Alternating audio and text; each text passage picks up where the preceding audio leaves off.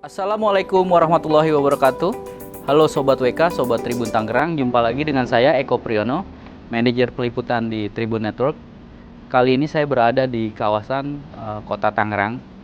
Di belakang saya rumah kediaman keluarga Arief Wismansyah.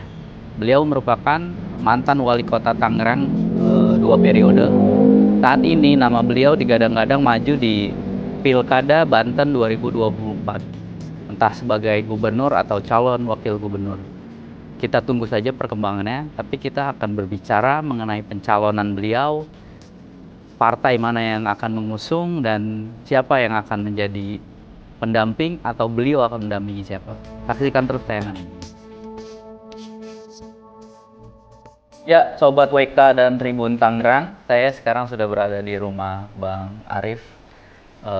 Beliau sudah mengembalikan formulir ke beberapa parpol dalam hal pencalonan kepala daerah di Pilkada Banten 2024 November mendatang ya Bang? Insya Allah. Perkembangan sampai saat ini gimana Bang? Yang terbaru kan Gerindra sudah menunjuk ya kadernya Andra Soni dan ex-bupati Pandeglang, Pak Dimyati Nantakusuma untuk maju berpasangan. Abang sendiri posisinya gimana Bang? Ya, kita masih tetap pada posisi kita ingin maju sebagai gubernur Banten ya. Dan kita terus membangun komunikasi politik terhadap partai yang ada Demokrat, ada PKB, ada PDIP, ada Gerindra, ada P3 ya. Jadi ya saya pikir namanya politik semua masih sangat dinamis lah. Toh pendaftaran tuh masih bulan Agustus ya. Akhir tanggal 27 kalau nggak salah, dan ya everything can happen gitu. That's the fun of it, of demokrasi di Indonesia. Nah, kalau Abang ini kan ya tergolong baru untuk namanya disebut sebagai calon gubernur Banten atau wakil gubernur Banten. Kita pernah sudah dengar lah yang paling kenceng kan Bu Airin, artinya ancang-ancangnya udah jauh. Apa yang bikin Abang kayaknya saya harus maju nih?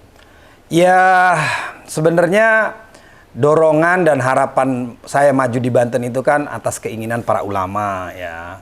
Yang sebenarnya masyarakat banyak yang minta, cuman saya mikir waktu itu saya sudah merasa diberikan kehormatan yang cukup 15 tahun di Kota Tangerang, jadi saya mikirnya ya udah fokus pensiun aja begitu. Nah, tiba-tiba di bulan Mei itu beberapa kasepuhan kiai itu silaturahmi ke orang tua saya. Beliau menyampaikan bahwa hasil istikharahnya berharap Pak Arief mau maju untuk Banten. Akhirnya orang tua saya yang menugaskan saya untuk maju ke Banten. Ya namanya kita anak ditugasin sama orang tua, kalau nggak dijalanin takut kualat. Jadi ya sampai sekarang the show must go on. Begitu. Nah, kemudian Pak Wapres juga Abang bilang kan menyatakan dukungannya? Ya enggak sih, beliau hanya memberikan nasihat, masukan, karena bagaimanapun juga saya santrinya beliau gitu ya, beliau guru saya, orang tua saya. Waktu itu saya diundang ke rumah beliau, Pak Wapres itu setelah orang tua saya manggil saya tuh. Terus saya bilang, Mas, yaudah Arief istihoroh dulu mah, Pak. Begitu. Terus hari Minggu diundang ke kediamannya Pak Wapres, ya beliau hanya ngasih saran, ya udah kalau mau maju harus menang, kalau nggak yakin menang jangan maju, begitu. Dan ternyata alhamdulillahnya sih istihorohnya tuh hari Senin, ya Bismillah nih kita maju. Makanya dulu waktu itu langsung bikin video, posting dan seterusnya dan sebagainya sampai sekarang. Itu kalau nggak salah postingan pertama tuh banyak tuh, mungkin bikin kaget nggak tuh Bang?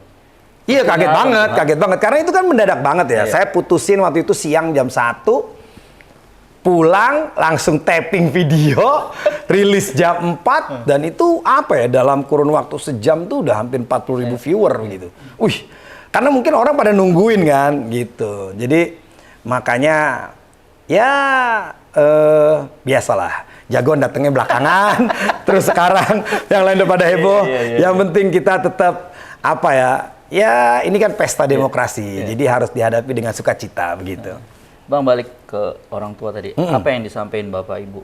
ke Abang ketika? Ya, beliau meminta saya untuk bisa maju, menjalankan harapan masyarakat dengan baik. Nah, mudah-mudahan tetap amanah istiqomah dan tetap tawadu. Karena kita ingin membuat perubahan dan kemaslahatan buat Banten ya. Banten ini kan tempat saya dilahirkan, saya dibesarkan, saya lahir besar di Tangerang, tinggal juga di Tangerang. Jadi sebagai putra daerah merasa ya ini tantangan tersendiri. Usia Banten yang sudah 23 tahun lebih ini kondisinya PR-nya banyak gitu. Seolah-olah pengangguran paling banyak, paling tidak bahagia. Judi online nomor 5 terbanyak begitu, dan masalah lainnya yang seharusnya bisa kita benahi bersama begitu ya. Jadi orang beranggapan kalau bicara Banten tuh seolah-olah memang Pandeglang, Serang, Lebak begitu ya. Padahal Tangerang juga Banten, Tangerang Selatan juga Banten. Nah, kita pengen mengembalikan marwah itu supaya Banten ini tetap solid, berkesatuan, dan Banten bisa membanggakan buat Indonesia. Jangan Banten ini samping Jakarta, ibu kota ya, kita merasa tertinggal dengan Jawa Barat, Jawa Tengah, Jawa Timur, Jogja gitu. Ya, asrama haji aja baru kemarin. Itu juga saya ngasih tanah 4,4 hektar dibangun. Alhamdulillah sekarang jamaah haji Banten pulang landing pesawat di Banten nggak perlu ke Jakarta lagi gitu. Karena bisa sekarang semua pulangnya udah dari Tangerang. Ya alhamdulillah begitu. Yang Abang lakukan selama menjabat, Abang kan 2008 2013 wakil wali kota. Kemudian 2013 2023 wali kota. Salah satunya adalah 146 sekolah swasta digratiskan ya. Persoalan di Banten tuh kan pasti banyak, tapi concern Abang untuk melakukan hal itu. Ya, sebenarnya semua urusan kemasyarakatan, urusan pembangunan, urusan sosial, urusan budaya, ya Banten ini masih memerlukan peran serta pemerintah. Ya, makanya di pemerintah Provinsi Banten kan ada organisasi perangkat daerahnya yang mereka punya tugas pokok dan fungsi dalam baik itu pengembangan masyarakat, melayani masyarakat, dan juga membangun masyarakat. Kalau udah nggak dibutuhin, ya bubarin aja tuh OPD-nya. Nah, artinya OPD itu penting. Nah, memang pendidikan, kesehatan itu kebutuhan dasar, infrastruktur itu kebutuhan dasar, harus bisa diselesaikan. Sekarang kita melihat ada kesenjangan ya kan, kesenjangan masalah pendidikan misalnya begitu. Di Banten ini pengangguran itu yang banyak pengangguran terpelajar begitu. Dia punya ijazah, bukan nggak punya ijazah, ya kan? Dia punya ijazah, ada yang ijazahnya SMA, ada yang ijazahnya perguruan tinggi. Nah, masalahnya kenapa nggak keterima ke dunia usaha? Padahal Banten itu terbelah wilayah, misalnya Banten Timur nih kayak kita nih, Tangerang Selatan, ya. Kabupaten Tangerang ini kan perdagangan dan jasa. Kabupaten Tangerang, Cikande sampai Cilegon itu industri. Wilayah selatan adalah pertanian, perkebunan, perhutanan sampai ke nelayan dan sebagainya.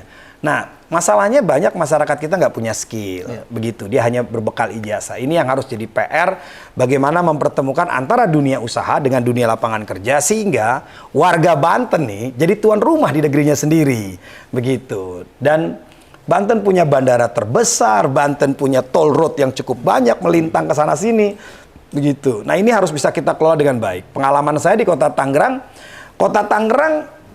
kita ngembangin Kota Tangerang itu menjadi kota 1000 industri, 1.000.000 jasa. Dan itu memberikan banyak hal buat masyarakatnya. Tadi, sekolah bisa digratisin, BPJS asal menurut kelas 3 dibayarin, kampung diterangin, ya semua gang di Kota Tangerang dikasih penerangan jalan, hampir 130.000 titik. Rumah yang nggak layak dibedahin. Saya ngebangun bedah rumah hampir 8.800 unit. Saluran dibuatin, jalanan dirapihin, dan seterusnya dan sebagainya. Mau sakit ambulan disiapin, mau mati kapan mobil jenazah udah ready, anytime. Nah, pertanyaannya itu semua bisa dilakukan kalau kita bisa mengelola APBD dengan baik. Contoh dulu, kita nih iri sebenarnya Kota Tangerang. Kita nggak punya pantai, kita nggak punya gunung.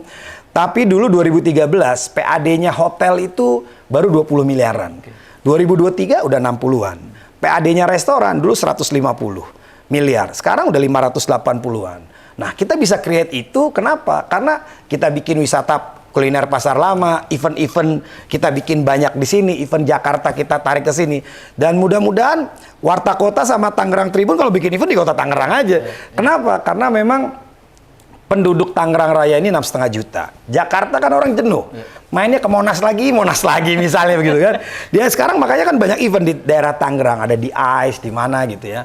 Nah, ini menjadi peluang. Nah, kalau Tangerang bisa kita kembangkan seperti itu, ya harusnya 7 kabupaten kota lainnya juga bisa sama-sama berkolaborasi. Sehingga Banten ini kan nggak jauh, Bos. Banten ini cuman ya ngelengkahnya udah masuk Banten. Ke ibu kotanya cuman sejam. Kemarin saya ke Lebak, ya, itu kurang lebih desa apa tuh, setengah jam dari Rangkas, ada sekolahan Madrasah Ibtidaiyah, tapi nggak ada gurunya, begitu kan ironis banget, iya kan, ironis banget gitu, sampai yang ngajar yang, ya udah Bang, nggak ada lagi yang ngajar, kita doang, dibayar 15.000 kali 50, 650.000, anaknya kadang bantu ngajar, dia cuma dapat 400.000, ini 250.000, jadi makanya ini lebih kepada ya panggilan Ibu Pertiwi lah, ya kita sebagai putra daerah. Orang Banten ada 12 juta orang, masa sih nggak ada yang bisa ngebenahin begitu. Dan mudah-mudahan dengan amanah yang insya Allah masyarakat berkenan memberikan kepada saya, ridha Allah, ya mudah-mudahan kita kerjasama, sama-sama bekerja untuk membangun Banten yang lebih baik. Oke. Begitu. Masih terkait itu Bang, peluang kerja. BPS rilis 9,9 juta anak muda ya, Gen Z kita nyebutnya. Tidak sedang belajar, tidak sedang bekerja, unskill atau apa ya. Nah, Abang melihatnya itu kan ceruk yang harus ya diperbaikin. Yes, betul. Caranya nge-link and match-nya itu tuh gimana? Kan harus sama tuh Bang. Kalau sekolah ada zonasi, mungkin pekerjaan bisa. Zonasi. Jadi benar. Jadi kita harus petakan dulu potensi daerah seperti apa. Ya. Yang namanya membangun, pengalaman saya di Kota Tangerang kan tadi ya, kok banyak banget nih. Kenapa sekolah swasta digratisin sampai 146? Ya masalahnya sekolah negeri itu masih jadi kendala kapasitasnya. Masyarakat selalu mengeluh, Pak, kita PPDB nggak masuk, padahal sekolahnya depan rumah, tapi beda RT, beda RW, beda kelurahan. Nah, dengan opsi sekolah swasta, itu membantu kapasitas sekolah negeri.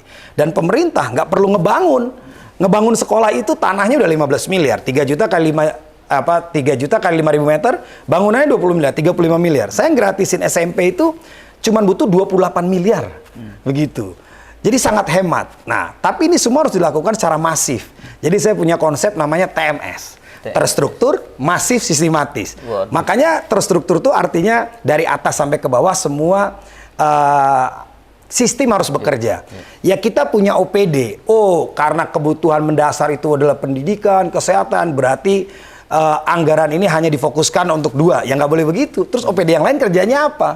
Karena dia juga punya, dia diadakan harus bisa memberikan impact, bukan cuma output ya, outcome yang maksimal buat masyarakat.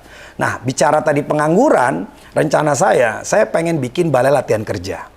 Di mana? Di kantor-kantor desa, kantor kelurahan. Jadi kita nggak perlu bikin gedung kantor balai desa. Contoh di Kota Tangerang, terakhir itu saya launching ada mobil siaga, apa ya namanya? Sipraja. Ya, mobil Sipraja. Jadi mobil Sipraja itu perangkat peralatan buat pelatihannya ada di mobil. Masjid, musola, RT, RW yang butuh skill masyarakatnya tinggal diundang. Pelatihnya yang kita datang. Nah, kita juga pengen konsepin gitu. Contoh misalnya, Masnya, terakhir kapan ke kantor desa, kantor kelurahan? Wah, lama Pak. Ah iya kan, belum tentu setahun sekali, sebulan sekali. Nah terus tuh kantor desa mau ngapain? Karena pelayanan di kantor desa, kalau average di Kota Tangerang ya, kota metropolitan aja, mungkin sehari melayani antara 10 sampai 20 orang. Sisanya, padahal personilnya udah 12. Apa iya 12 satu orang, satu masyarakat dilayani 1 orang? Nah makanya kita pengen optimalisasi pembangunan di desa-desa. Jadi nanti misalnya desa situ apa? Oh Pak, di sini banyak pertanian, banyak perkebunan. Ya pelatihannya seperti itu. Contoh yang terjadi sekarang, SMK pertanian adanya di Kota Tangerang, Bos. Di Kota Tangerang udah nggak ada pertanian. Ada SMK di Rangkas, administrasi perkantoran. Lah dia kerjanya di mana? Di Tangerang, ketuker kan? Nah itu aja yang harus kita perbaiki, itu link and match itu. Nah jadi nanti di mapping dan kan kita cukup ngambil pelatihnya, peralatannya kita taruh di kantor-kantor kelurahan. Masyarakat segitulah yang suruh datang. Jadi dia punya sekolah formal, dia punya skill informal, sehingga ketika dia apply buat lapangan pekerjaan, ya sudah siap ready to use gitu. Nah, kita juga masalah kesehatan ya. Kita berharap akses fasilitas kesehatan ini sampai ke wilayah terujung begitu. Masalahnya kebanyakan akses kesehatan tuh hanya di pusat-pusat kabupaten kota sama terpusat di wilayah Tangerang Timur. Nah, makanya kita pengen nanti kantor desa itu dibangunkan juga klinik 24 jam. Ya daripada bangun puskesmas misalnya 10 miliar, 15 miliar, lah bikin aja 3 kali 4. Yang penting ada dokternya, ada perawatnya, ada bidannya. Masyarakat di situ nggak jauh-jauh kalau butuh ke dokter tinggal ke kantor kelurahan, kalau memang sakitnya berat tinggal baru dirujuk. Jadi secara berjenjang. Kenapa? Karena anggaran Provinsi Banten ini besar tapi terbatas. Maka harus dikelola dengan baik. Nah, kita juga pengen percepatan pembangunan itu kembali adanya di desa. Supaya masyarakat desa itu bisa ngirim hasil perkebunan, hasil pertanian. Kemarin jalan di desa, woi deh. Off-road juga lewat kayaknya tuh. Bahkan di Banten ini ada wisata jalan rusak loh. Kan ironis banget gitu kan. Nah, pengalaman di Tangerang itu kita pernah berdayakan masyarakat-masyarakat di kelurahan BKM untuk berpartisipasi pembangunan. Jadi jalan di bawah 3 meter dikerjakan sama masyarakat melalui organisasi BKM. Karena BKM ini binaan dari Kementerian PUPR juga. Bedah rumah dikerjakan sama BKM. Saluran di bawah 40 cm dikerjakan BKM. Jadi pembangunan tuh cepat, nggak cuma ngandelin dinas ya. Dengan mitra-mitra kerjanya. Jadi mudah-mudahan terstruktur masif sistematis ini bisa kita implementasi dalam kapasitas yang lebih besar sehingga kita itu bukannya berlari mengejar ketinggalannya Provinsi Banten, tapi kita bisa memberikan lompatan dalam mengejar ketinggalannya Provinsi Banten. Begitu. Iya. Ini menarik nih Bang. Oke. Tapi saya selalu pengen tanya ini. Abang nih udah punya segala nih, rumah gede banget nih Bang nih. Mohon maaf nih. Iya. Kenapa mau susah payah lagi itu Bang? Ya tadi oke, Abang udah semua demi di Banten, tapi pasti ada dong dorongan hati Abang tuh. Iya, karena apa ya? Saya 15 tahun ya di pemerintahan Kota Tangerang. Boleh ditanya ya. Nah, itu kan ada Gilbert tuh, stafnya Warta Kota. Dia suruh nanya sama pejabat-pejabat di Kota Tangerang. Pejabat di Kota Tangerang jadi pejabat bayar berapa sama saya? Nggak pernah seperak pun saya minta. Pejabat-pejabat di Tangerang pernah ngasih proyek apa ke saya? Boleh ditanya. Saya nggak pernah minta proyek satupun. Saya alhamdulillah, saya udah cukup. Selama saya jabat, saya masih digaji sama Sariasi. Begitu. Dan apa ya? Ya kos-kos politik yang dikeluarkan, keluarga niatnya berinfak. Gitu untuk kebaikan. Nah jadi apa yang dikejar? Loh, kita ini ingin bermaslahat, bermanfaat kok. Begitu loh ya. Kalau cuma ngejar dunia, urusannya udah kelar, udah selesai. Kapan tahu? Saya sebelum jadi wakil wali kota, jabatan saya presiden direktur Sariasi. Jadi itu udah pas gitu. Nah, makanya apa ya? Kemarin aja setelah saya jabat, itu yang saya kerjain justru bangun pesantren. Kan sekali lagi bangun pesantren, SMP udah jadi, membangun SMA, ngegedein fasilitas pelayanan di Sariasi Serang begitu. Jadi apa ya? Ya itu berkahnya sih. Dan saya rasakan banget ya, ketika tanggal 26 Desember saya selesai 2023, apa ya? Allah tuh kasih kenikmatan saya di tempat Allah dudukan saya di tempat yang tinggi-tinggi. 27 saya diajak ibu ke Abu Dhabi, nyambung Dubai, pulang nengokin anak ke Australia, pulang umroh, pulang ke ujung Pandang. Kedudukan tinggi naik pesawat mulu, kan udah tinggi di atas. Begitu. Karena kalau tuh jadi wali kota nggak bisa bos. Kudu leluasa gitu. Harus minta izin Mendagri, mumpung pensiun kita berangkat aja terus. Begitu. Jadi ya itu sih. Makanya apa ya? Buat saya kebahagiaan, kenikmatan saya adalah ketika saya bisa ikut tertawa sama masyarakat saya dan ikut menangis ketika masyarakat saya susah. Jadi ya kayak di Tangerang lah gitu ya. Saya ngelihat masyarakat saya bisa senyum, bisa ya dia duduk-duduk di depan puspen, di rumput sintetis gitu kan sambil ngeliwet kayaknya girang jasa. Wah, itu rasanya kerjaan saya tuh lelahnya terbayarkan semuanya. Ya, jadi bukannya penghargaan yang Pak Arief dapat penghargaan 298. Itu cuma sasaran antara. Kenapa kita kejar itu supaya teman-teman OPD itu punya target dalam bekerja. Standarnya apa? Ya nasional begitu. Tapi kebahagiaan saya itu bisa ngebagian rakyat. Masyarakat Di kota Tangerang kemana-mana naik bus Tayo, gitu kan? Begitu. Ada si Benteng, ada Jawara, dia bisa piknik gratis. Ya, apa ya? Itu priceless lah, begitu. Ya mudah-mudahan ya Allah ridho, masyarakat ridho, ya kita bisa sama-sama bikin Banten yang lebih bahagia, begitu. Terakhir Bang, Oke. perkembangan parpol kan masih dinamis ya, Yes. gitu. Tapi Abang lihat potensi Abang tuh sebagai Banten 1, Banten 2 atau ya itu cair gitu, tapi bisa menjelasin. Iya, ya kembali ya. Sebenarnya saya itu kan menjalankan istihorohnya ulama. Ulama beliau-beliau hanya memberikan masukan nasihat sama saya untuk maju bangun Banten. Dan itu saya jalanin. Jadi saya nggak punya ekspektasi harus jadi gubernur, harus jadi wakil gubernur, harus Banten 1, Banten 10 juga nggak ada masalah. Oh, kita ingin bermaslahat kok. Jadi nothing tulus sebenarnya. Nah, cuman kan konstelasinya masih berjalan nih, Mudah-mudahan masyarakat bisa objektif melihat figur-figur yang ada, dan beliau-beliau masyarakat ini kan orang-orang VIP, very important person, yang mudah-mudahan mereka punya semangat yang sama, ingin membangun perubahan kebaikan, perubahan kemajuan, perubahan kesejahteraan, yang makanya dia bisa memilih secara objektif calon-calonnya gitu. Kalau memang calonnya si fulan ya silahkan aja gitu. Tapi ya saya insya Allah berkomitmen mewakafkan diri saya untuk kebaikan kemaslahatan Provinsi Banten. Karena saya merasa saya sudah dilahirkan oleh provinsi ini, dibesarkan. Sekarang saatnya tanggung jawab saya menjadi bagian provinsi ini untuk bisa membuat Banten dicintai oleh masyarakatnya. Insya Allah. Sedikit lagi nih Bang. Oke, let's go. Apapun yang terjadi nanti 27 November ya. Iya.